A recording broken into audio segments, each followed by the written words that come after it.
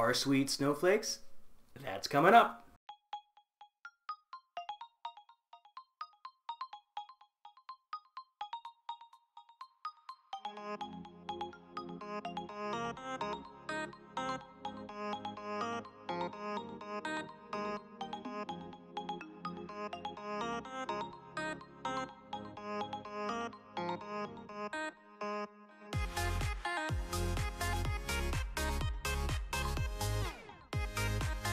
Hey guys, what's going on? Andrew coming at you. I'm so pumped to be back. I'm feeling bigger than ever, and in this one, we're talking about our Swedes Snowflakes.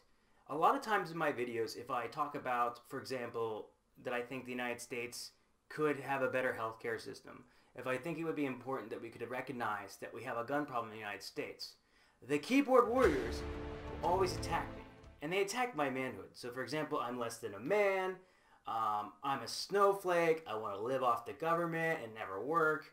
And then my personal favorite is a soy boy. So I guess I have less testosterone in my body.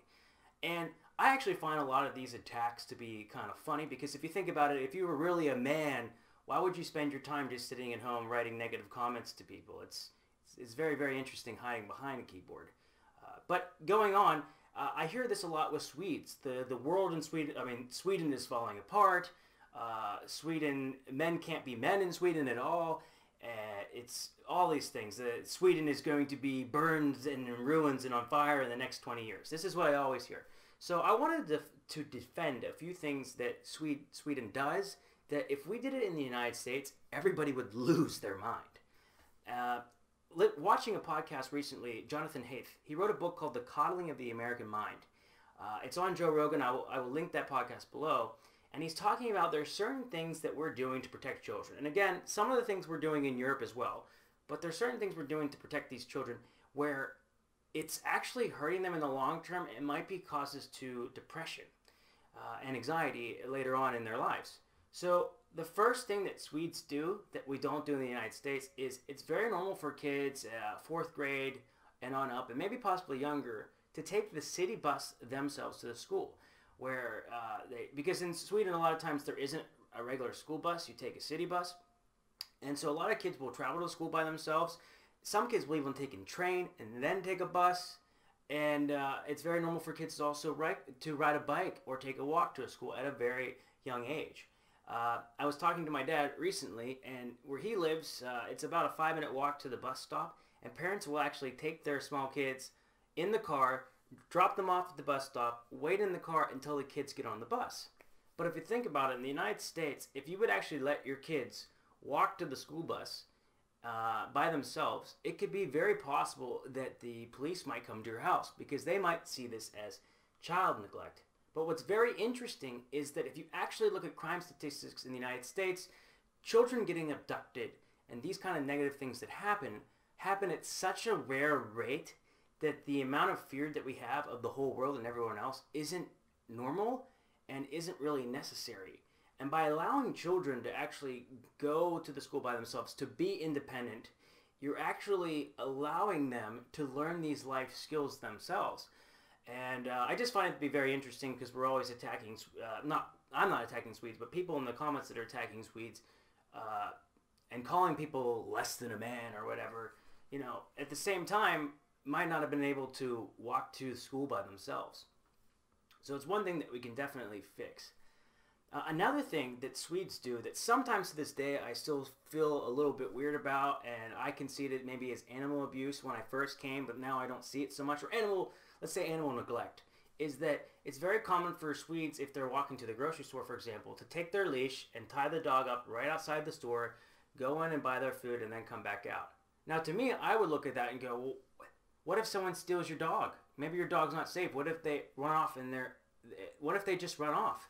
But by talking to my girlfriend and other Swedes, they see it as, yeah, but that's such a rare thing and you can't live your life that way in fear that something would happen to the dog. And isn't it better to take your dog outside and walk to the school and then take them home?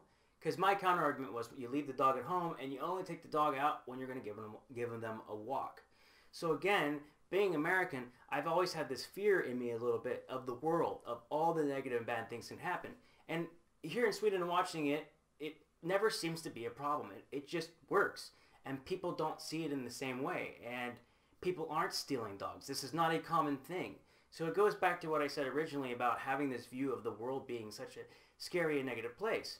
Another one that I think is interesting is in Sweden, there is no censorship whatsoever. If someone's naked on television, they're naked on television.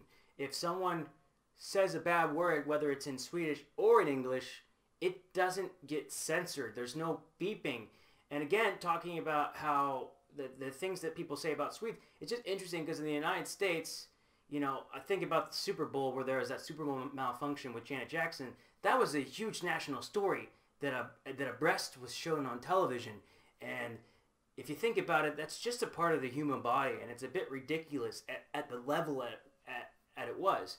And there's a lot of other things where maybe a bad word is said on television and everybody loses their mind and freaks out. And that's another interesting thing with society is that although we have freedom of speech in the United States, and I value it, I think it's a very important system, not knocking it. It's just interesting that if you use that same freedom of speech, but you put the F word in there, there's a lot of people that'll get upset by you. Reading a book recently by David Goggins, he uses a lot of bad language, but I love the book, awesome, recommend it. But a lot of the comments on Amazon is actually, I like the book, but I hate his language.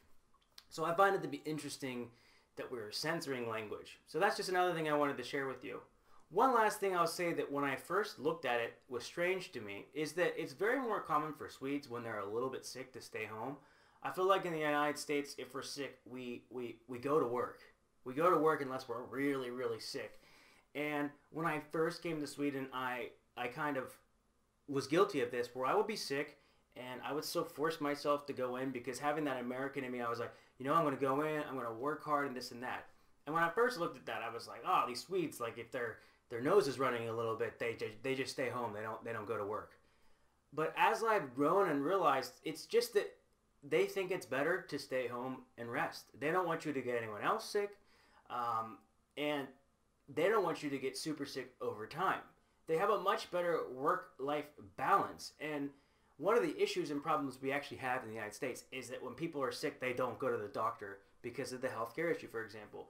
Or they don't want to miss work because I feel like in the United States, if you miss a lot of work, if you're sick, if you take a couple of days off, I always felt like people kind of look down. Maybe it's just in my head, but that people might look down upon you a little bit.